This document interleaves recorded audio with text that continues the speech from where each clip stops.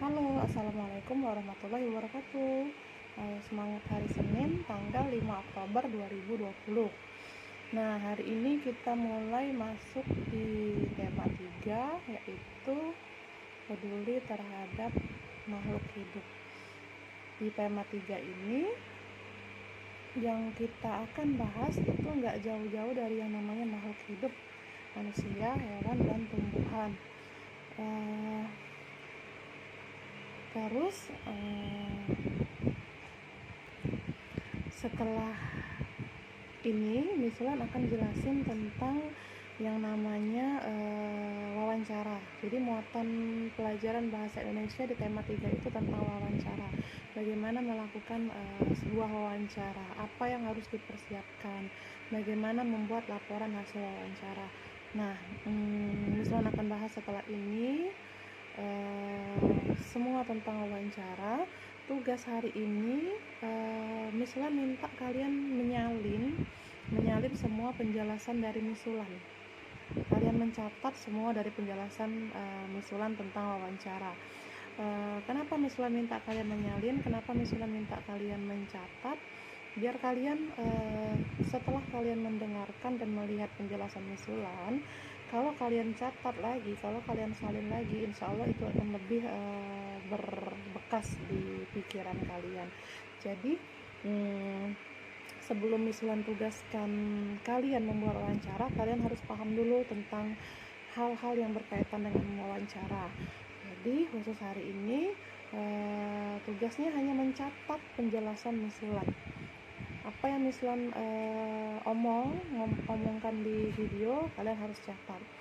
Contohnya nanti adalah tentang penjelasan wawancara, apa itu pewawancara, apa itu narasumber, kalian catat ya bahasa Indonesia hari ini. Oke. Selamat mendengarkan penjelasan Mislan, selamat mencatat. Semoga hari ini kita semua diberi kesehatan, semoga kita semua diberi kemurahan rezeki oleh Allah Subhanahu wa taala. Amin ya rabbal alamin. Wassalamualaikum warahmatullahi wabarakatuh. Nah, di muatan bahasa Indonesia yang akan dipelajari hari ini adalah tentang wawancara. Apa itu wawancara?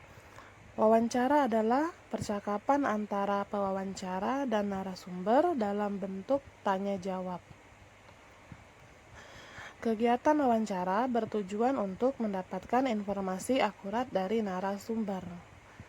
Pewawancara adalah orang yang mewawancarai atau yang mencari informasi. Nah, sedangkan narasumber adalah orang yang diwawancarai atau orang yang memberikan informasi.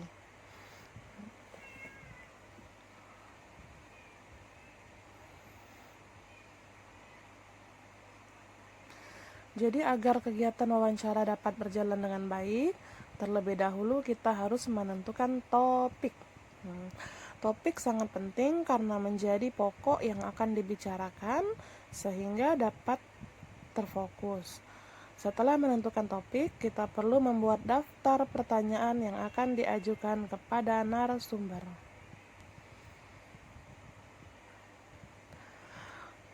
Daftar pertanyaan itu dirumuskan dengan 5W dan 1H.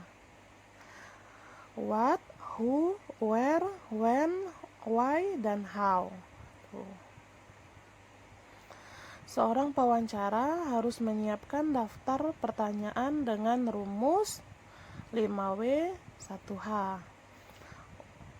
What atau apa itu berisi pertanyaan mengenai hal yang akan terjadi. Kalau who itu siapa, berisi pertanyaan tentang orang dalam suatu peristiwa yang terjadi. Where atau di mana, berisi pertanyaan tentang suatu tempat atau lokasi sebuah peristiwa.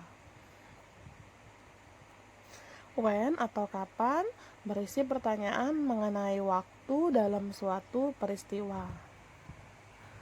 Why atau mengapa itu berisi pertanyaan mengenai suatu alasan atau motivasi terjadinya suatu peristiwa. How atau bagaimana berisi pertanyaan yang mengandung cara atau proses berlangsungnya suatu peristiwa.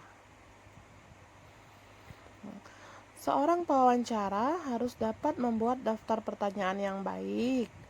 Adapun kriteria pertanyaan yang baik saat wawancara antara lain: 1. Pertanyaan harus sesuai dengan topik. 2. Pertanyaan harus dapat menggali lebih banyak informasi. 3. Bahasa yang digunakan harus jelas, benar, baik, dan mudah dipahami. 4. Pertanyaan harus runtut atau saling berkaitan. 5. Pertanyaan diawali kata tanya atau kita dapat menyingkatnya dengan rumus adik simba. Apa, di mana, kapan, siapa, mengapa, dan bagaimana.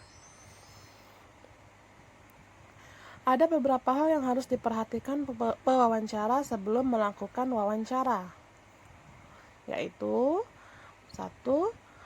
Meminta kesediaan narasumber untuk diwawancarai dan membuat janji kegiatan wawancara. 2. Datang tepat waktu. 3. Berpakaian, bersikap, dan berbicara dengan sopan. 4. Menyiapkan daftar pertanyaan yang sesuai topik yang akan dibahas. 5. Pertanyaan yang diajukan memuat unsur pertanyaan yang baik. 6. Berusaha untuk tidak selalu membaca pertanyaan yang disusun. Beberapa hal yang perlu diperhatikan pewawancara ketika melakukan wawancara, yaitu yang pertama, mengucapkan salam, memperkenalkan diri, dan berterima kasih atas kesempatan yang diberikan. Yang kedua, selalu bersikap sopan dan ramah. Yang ketiga, pertanyaan dengan kalimat yang jelas dan singkat sesuai topik. Keempat, mencatat jawaban yang disampaikan narasumber dan mencatat hal-hal penting hasil wawancara. Kelima, menyimpulkan hasil wawancara dengan bahasa sendiri yang sopan dan mudah dipahami. Keenam, mengakhiri wawancara dengan salam dan meninggalkan kesan yang baik. Setelah melakukan wawancara, informasi yang diperoleh dari narasumber dapat disusun menjadi bentuk laporan hasil wawancara. Harus urut, menggunakan kalimat efektif dan kosakata baku, serta memperhatikan tanda baca dalam penulisan laporan. Tujuan membuat laporan wawancara adalah untuk mempermudah memberikan informasi kepada pembaca. Format penulisan laporan wawancara terdiri atas 1. Latar belakang melakukan wawancara. 2. Maksud dan tujuan wawancara. 3. Topik wawancara. 4. Waktu dan tempat wawancara. 5. Laporan hasil wawancara. Jangan lupa menuliskan nama narasumber, pewawancara, dan hasil wawancara. Sebelum membuat hasil laporan wawancara, kita dapat meminta seseorang untuk menanggapinya, harus dengan sportif, jujur, dan berbahasa santun. Setelah mendapat tanggapan, kita dapat membuat kesimpulan. Kesimpulan hasil wawancara merupakan isi hasil wawancara yang ditulis secara singkat, padat, dan jelas. Cara membuat kesimpulan. Sekarang lihat ya. Yang pertama, kita harus membaca dan memahami jawaban narasumber. Yang kedua, kelompokkan jawaban yang sesuai dengan topik wawancara. Yang ketiga, menentukan gagasan pokok yang sesuai topik wawancara. Keempat, menentukan kalimat utama yang sesuai dengan topik wawancara. Kelima, membuat kesimpulan menggunakan kalimat yang efektif sehingga mudah dipahami. Setelah membuat laporan hasil wawancara, kita dapat membagi informasi kepada orang lain dengan cara mempresentasikannya. Hal ini bertujuan untuk memberikan informasi kepada orang lain tentang wawancara yang dilakukan. Nah, berikut ini cara mempresentasikan hasil wawancara dengan baik. 1. Presentasi diawali atau dibuka dengan salam. 2. Perkenalkan dirimu secara santun. 3. Jelaskan maksud dan tujuan melakukan wawancara dengan bahasa yang santun. Yang keempat, sampaikan hasil wawancara dengan bahasa komunikatif dan sebaik mungkin. Kelima, tidak terpaku pada teks, sekali-kali lihatlah teman yang menyimak. Terakhir, memberikan kesempatan kepada teman untuk bertanya, serta tutuplah presentasi dengan ucapan terima kasih dan salam penutup.